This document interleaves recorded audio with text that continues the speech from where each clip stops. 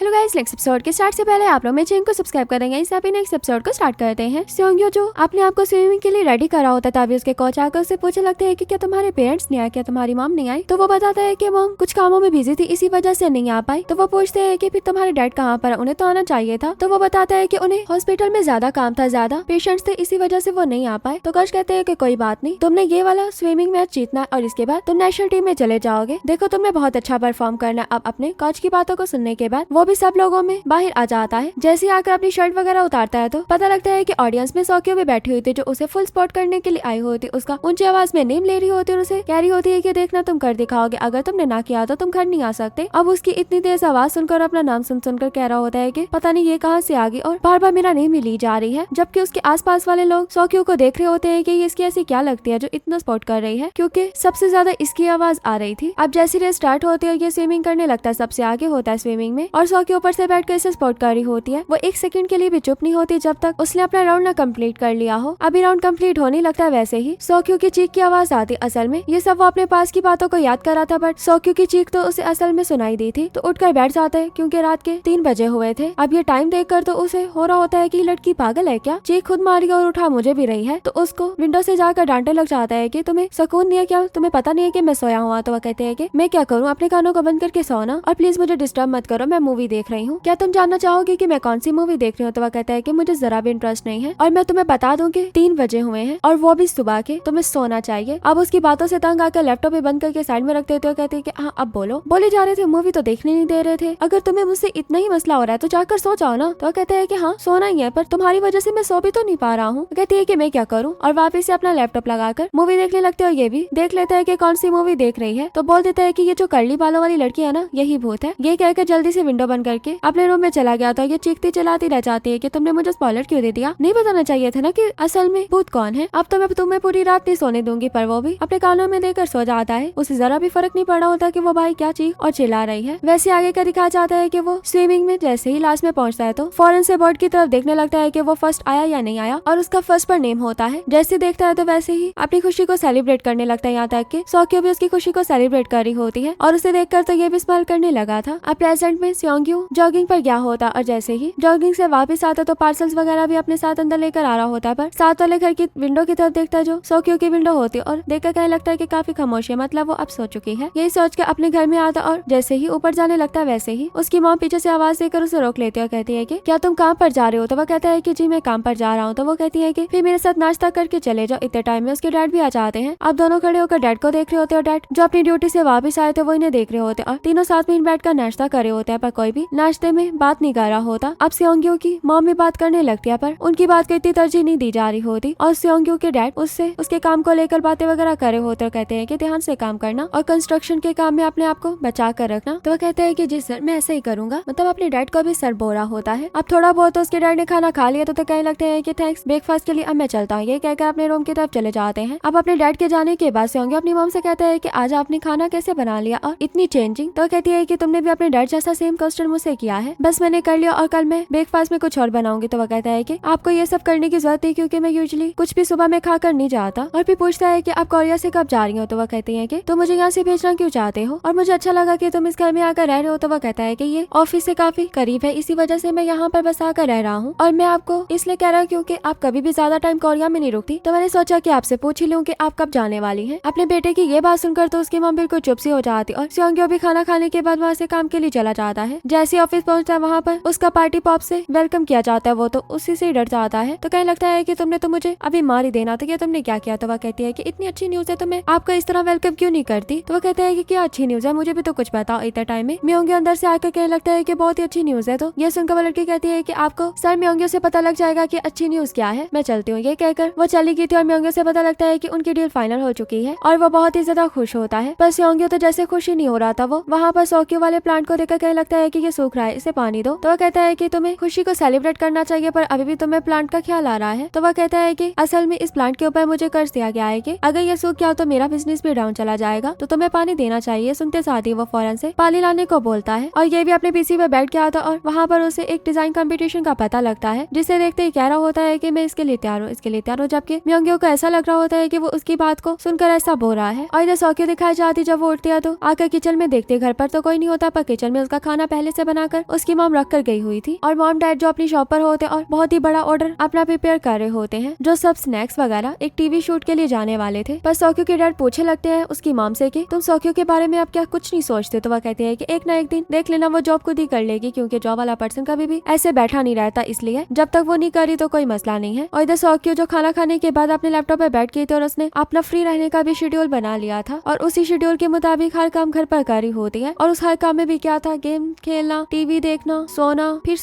फिर टीवी देखना, और फिर बाइक घूमने का उसका टाइम आ चुका था। इसी वजह से सोंग्यो को कॉल करती है और सोंग्यो से कहता है कि अगर तो कोई जरूरी काम नहीं है तो मैं रखता हूँ, मुझे काम है। तो वह कहने लगती है कि तुमने तो मेरा काम भी नहीं सुना और कॉल भी रखने लगे हो, और उसे कॉल नहीं रखने देती बल्कि भाई के लिए इन्वाइट करती है, पर वो तो इसकी इन्विटेशन को साफ रिजेक्ट कर देता है। अब इसने भी अपनी दूसरी फ्रेंड मोहम को लाइब्रेरी में बुला लिया था। मोनम आने के बाद अपने काम को लेकर थोड़ा अलग बिहेव करी होती है और साइड में जो बुक्स पढ़ी होती है वो अडल्ट्स के लिए होती है। बट उसी एक बुक को देखकर वो कहती है कि मुझे रेड चाहिए। ये सुनते हुए उसके पास आ जाते हो, कहने लगती है कि हम पब्लिक एरिया में बैठे यहाँ पर, तुम ऐसी बुक को पढ़ तो नहीं सकती, पर जब कोई भी नहीं देख रहा होगा तो तुम जाकर बुक पकड़ के ले आना, और अभी तुम्हें और मुझे कोई भी नहीं देख रहा तो तुम्हें जाकर बुक ले आनी चाहिए। तो वह कहती है कि मैं इस बुक की बात नहीं करी, बल्कि मुझे रेड में कुछ ब्लड इस तरह की कोई चीज चाहिए, जैसे कि वो ये कहते हुए उसी तरफ चली जाती है। और सोक्यो कहने लगती है कि तुम्हें ये बात मुझे पहले बतानी चाहिए थी ना। अब मोहम जो सोंग्यो को आते हुए देख लेते हो, कहने लगती है कि तुम्हारा दूसरा बेस्ट फ्रेंड भी आ गया। अब ये भी जल्दी से देखने लगते हो, कहती है कि मैं नहीं इसे जानती, ये कौन है। ये भी अपना आ जाता और कहता है कि मैं भी यहाँ पर बुक लेने के लिए आया हूँ, तुम्हारे पास नहीं आया, और मुझे ये वाली बुक चाहिए जो प्रिंसेस वाली बुक होती है। तो कहने लगती है कि प्रिंसेस। तो कहता है कि क्यों, तुम्हें मेरा टेस्ट बुरा लग रहा है? तो वह कहती है कि नहीं, ऐसी कोई बात नहीं है। अब ये भी बुक पढ़ने के लिए बैठ गया था और मोहम भी सोक्यो के साथ बैठ जाती है और सोक्यो भी उसके कंधे पर सर रखकर बस चुप करके बैठी हुई थी, क्योंकि वो काफी ज्यादा बोर हो रही थी। अब तीनों जब वापस जाने लगते हैं तो सोक्यो कहती है कि कुछ टाइम और रुक जाओ ना, हम थोड़ा और फन करते हैं, पर दोनों साफ मना कर देते हैं क्योंकि दोनों को ही काम होते हैं। और मोहम तो कुछ स्टडी भी करना चाहती थी, जबकि सोक्यो कहता है कि मुझे सुबह में उठकर वापस से काम पर जाना है। अब दोनों ही उसे छोड़कर चले गए थे और अब दोनों के जाने के बाद सोचने लगती है कि मुझे क्या करना चाहिए, और दूसरी डायरेक्शन में जाने लगती है। और इधर सभी मॉम सिखाई जाती है जो इकट्ठी गैदरिंग में बैठकर कुछ बातें वगैरह कर रही होती है। तभी एक चौथी मॉम आती है जो सबके लिए फ्लावर लेकर आई थी और उन्हें फ्लावर देती है और सब साथ में फ्लावर्स को जोड़कर उनकी पिक भी बनाती है। और एक कहती है कि हमें अपने ग्रुप का नेम चेंज करना चाहिए। तो दूसरी कहती है कि क्या नेम रखना चाहिए? तो कहती है कि क्यों ना हम कोई इंग्लिश नेम रखे। तो वो कहती है कि फिर बताओ ना, इंग्लिश में सॉक को क्या कहते हैं? ये बात वो सोंग्यो की मॉम से पूछे होते हैं, क्योंकि उसे इंग्लिश सबसे ज्यादा आती होती, आके वो फ्रांस में रहकर आई थी और इंग्लिश में सब कुछ किया हुआ था। पर वो कहती है कि मुझे इसका नहीं पता। तो कहती है कि तुम्हें क्यों नहीं पता? तो वो उसे कहती है कि मुझे कैसे पता होगा, प्लांट का नेम है, मैं इंग्लिश में कैसे जानूंगी। और वैसे ही सोक्यो दिखाई जाती है जो अपनी मॉम की कॉल को देख रहे होते और देखते हैं कि उसकी मॉम ने फ्लावर्स की पिक लगाई हुई है। ये देखकर अपने डैड से बात करने लगती है कि मॉम को देखिए अभी भी फ्लावर्स वगैरह की पिक लगाती है। उसकी मॉम भी आकर उसे मारती है, कहती है कि मॉम के पीछे से तुम इस तरह की बातें करती हो, इसलिए तो मैं तुम दोनों को कभी अकेला नहीं छोड़ती। और वो वापस आकर अपना काम करने लगती है। देखकर सोक्यो कहती है कि मैं मॉम आपकी हेल्प करवा देती है, पर उसकी मॉम उसे मना कर देती है कि नहीं कुछ भी करने की जरूरत नहीं है। वैसे इनके शॉप में कस्टमर आती है जिन्हें तो सोक्यो देखते ही पहचान गई थी, क्योंकि उसकी हाई स्कूल की होमरूम टीचर थी और उन्होंने भी सोक्यो को पहचान लिया था। और सोक्यो जब ये बात अपने मॉम डैड को बताती है तो वो भी बहुत ज्यादा खुश होकर उसकी टीचर से मिलते हैं। और उसकी टीचर कोई छोटा सा ऑर्डर नहीं देने आई थी, बल्कि बड़ा ऑर्डर देने के लिए आई थी। पर उनसे पूछा जाता है कि आप क्या अकेले ही इस ऑर्डर को लेकर जाएंगी? तो वो अभी कुछ बोलती से पहले सोक्यो कहती है कि मैं इनके साथ इनका ऑर्डर दे आऊंगी। ये सुनकर उसके मॉम डैड ऑर्डर को पैक कर देते और वो अपनी मैम के साथ जाने लगती है। और उसकी मैम भी उसे उसके अमेरिका वाली जॉब के बारे में पूछने लगती है कि तुम तो वहाँ पर जॉब नहीं करती हो, यहाँ पर क्या छुट्टियों के लिए आई हो? अब ये भी यहाँ सच नहीं बताती कि मैंने उस जॉब को छोड़ दिया, पर कोई झूठ भी नहीं बोलती, ना हाँ करती है ना करती है। और कुछ ज्यादा ही उसकी कंपनी ग्रिप को लेकर बात कर रही थी। इतने टाइम में उन्हें सोंग्यो भी नजर आ जाता है। सोंग्यो को देखकर कहते हैं कि वो रहा मेरा दूसरा स्टूडेंट, और सोंग्यो ने भी इन्हें देख लिया था। अब दोनों को लेकर मैम बैठ जाती और सोंग्यो को लेकर बात वगैरह कर रही होती। और सोंग्यो की बात पर सोक्यो भी कुछ ऐसा बोलती है जो उसकी पहले की आदत होती है। मैम कहने लगती है कि तुम बिल्कुल भी नहीं बदली। और फिर सोक्यो से कहने लगती है कि क्या तुम बच्चों को ग्रिप कंपनी के बारे में बता सकती हो, क्योंकि तुम हमारे लिए एक मिसाल हो जिसे बहुत ही जल्दी स्कॉलरशिप और जॉब मिल चुकी थी। अभी ये थोड़ा हो रही होती है कि मुझे क्या बोलना चाहिए। वैसे ही सोंग्यो ये बात सुनते ही वहाँ से उठकर चला जाता है कि मुझे काम है। अब उसके जाते ही वो मैम से कहती है कि ठीक है मैं उन्हें लेक्चर दे दूंगी। अब मैम तो इसको वैसे ही सीधा अपने साथ ले आई थी और बच्चे भी बहुत खुश होते हैं ये जानकर के ये ग्रिप में जॉब करती हैं, क्योंकि वहाँ पर जाना सभी बच्चों का ड्रीम था। अब मैम तो ये इंट्रोडक्शन करवाने के बाद वहाँ से चली गई थी। तो ये कहती है कि मैं काफी जल्दी में आई हूँ, तो मैंने खुद को प्रिपेयर नहीं किया था। अगर आप लोग कुछ क्वेश्चन वगैरह करना चाहते तो कर सकते हैं, मैं उनका आंसर दे दूंगी। अब बच्चे भी एक एक करके उसे क्वेश्चन पूछने लगते हैं कि आप क्या कोई रिच फैमिली से थी जो वहाँ पर पढ़ने के लिए चलेगी? तो वो कहती है कि नहीं कोई ऐसी बात नहीं है, मैं इंग्लिश को स्टडी करना चाहती थी, बस वही कर रही थी। और उसके बाद मुझे यहाँ पर एडमिशन मिल गया यूनिवर्सिटी में यूएस की, और फिर मुझे वहाँ पर 4 साल की स्कॉलरशिप भी मिल गई। इसी वजह से मैं पढ़ने के लिए गई थी, वरना अगर मुझे स्कॉलरशिप ना मिलती तो शायद मैं ना जाती। और वो यूनिवर्सिटी करने के बाद मुझे ग्रिप कंपनी में जॉब मिल गई, फिर मैंने साथ में काम करना भी स्टार्ट कर दिया। तो वो लोग पूछते हैं कि आपकी वहाँ पर क्या जॉब थी? तो ये बताती है कि प्रोडक्ट मैनेजर की। तो बच्चे कहने लगते हैं कि क्या आपका यही बनने का ड्रीम था? था। अब ड्रीम की बात सुनकर वो चुप हो जाती है क्योंकि शायद उसका ये ड्रीम नहीं था। तो कहने लगती है कि मुझे नहीं पता और मुझे लगता है कि ऐसा कोई ड्रीम नहीं था। और इधर सियोंग जो दिखाया जाता है जो स्कूल आया हुआ था और स्विमिंग पूल के पानी में अपना हाथ मारा होता और उसके साथ उसकी बहुत सी मेमोरीज जुड़ी हुई थी। उन्हीं सब चीजों को याद कर रहा होता और जब स्कूल से बाहर आता है तो सौक्यो भी वहाँ से जारी होती है। उसे कहने लगता है कि क्या तुम कुछ खाओगे? तो वह कहती है कि प्लीज मुझे मत बोला, मेरा बोलने का बिल्कुल भी दिल नहीं है। तो ये भी उसको कहने लगती है कि तुम किस तरह की हरकतें कर रहे हो, तुम्हें पता है ना हम स्कूल में हैं और तुमने एक लड़की को इस तरह पकड़ा हुआ है। तो वह कहता है कि तुम लड़की हो, मैंने तो तुम्हें कभी लड़की समझा ही नहीं। तो वह कहता है कि क्यों, मैं लड़का हूँ, तुम्हें मैं कहाँ से लड़का लगती हूँ? तो कहने लगता है कि ना मैंने तुम्हें कभी लड़का समझा ना लड़की समझा, बल्कि तुम्हें तो मैं न्यूट्रल समझता हूँ। ये बात सुनते वह कहने लगती है कि तुम मुझसे मरना तो नहीं चाहते हो? एक तो मैं ऐसे दिखा कर आई हूँ जैसे मैं सच में जॉब करती हूँ, पर मैं तो जॉब करती ही नहीं हूँ। तो वह कहता है कि तुमने जॉब तो की है ना, तुम्हें एक्सपीरियंस है, तो बस उसी एक्सपीरियंस को बच्चों के साथ शेयर कर दो, बस बात खत्म। किसने पूछना कि तुम जॉब कर रही या नहीं कर रही? और मरने वाली बात से कहता है कि अगर तुम इस स्कूल में मुझे मारना चाहते तो चलो आओ। ये कहकर उसको अपने साथ लेकर जाता और दोनों बैठकर खड्डा सा खोदने लगते हैं क्योंकि उन्होंने साथ में एक टाइम कैप्सूल यहीं पर दबाया था। तो वह कहती है कि अब हम उसे ढूंढ ही रहे क्यों रहे हैं, इतने साल तो गुजर गए। तो वह कहता है कि इसलिए तो दबाया था ताकि इतने सालों बाद निकाल सके। तो कहती है कि मुझे तो याद भी नहीं मैंने अंदर क्या लिखा होगा। तो वह कहता है कि तुम्हें तो बड़ी चलती थी उस टाइम पर, तुम्हें हो रहा था कि तुमने तो लिखना ही लिखना है कुछ, और अब तो तुम्हें याद भी नहीं और शायद तुमने मेरे लिए कोई लेटर लिखा होगा। तो वह कहती है कि अच्छा तुम्हारे लिए अगर कोई लिखा होगा तो कोई मैंने सर्च के कुछ चवल ही मारी होगी, पर वो अभी तक ढूंढ नहीं पा रहे। तो वह कहती है कि बस कर दो, मुझे नहीं ढूंढना। ये कहकर जाने लगती तो वह कहता है कि रुक तो जाती, मुझे लग रहा है कि वो हमें मिल जाएगा, पर इसको भी उसके पीछे जाना पड़ता है। पर असल में पता लगता है कि कैप्सूल बस इन्हें मिलने ही वाला था, पर उससे पहले ये दोनों वहाँ से चले गए। अब सौक्यो जो घर पर आती है तो उसकी माँ बैठकर गिफ्ट बॉक्स पैक करी होती, तो वो अपनी मॉम से पूछती है कि ये क्या है। तो वो बताती है कि नेबर का काम है, तो मैंने सोचा कि मैं भी कर लूँ। तो वो अपनी मॉम से कहती है कि मैं आपके साथ काम करवा देती हूँ, पर उसकी मॉम तो इसकी जरा भी हेल्प नहीं लेना चाहती थी। और वैसे इसका भाई गुजरने लगता है तो ये अपने भाई को इस तरह जाते देखकर कहने लगती है कि तुम अगर घर पढ़ते तो तुम्हें मॉम के साथ हेल्प करवा देनी चाहिए थी ना। तो वह कहता है कि अभी मैं काम के लिए जा रहा हूँ, और मॉम को बाय करके चला गया था। अब उसके जाने के बाद कहने लगती है कि तुम्हारा भाई काफी मेहनत कर रहा, उसका जिम ट्रेनर भी उसको इतना ट्रेन कर रहा है कि वो अब लोगों को ट्रेन कर पाएगा। और ये भी अपनी मॉम की बातों को गौर से सुन रही होती है। और यहीं पर हमारा ये पार्ट भी एंड हो जाता है। वीडियो अच्छी लगे तो वीडियो को लाइक करना।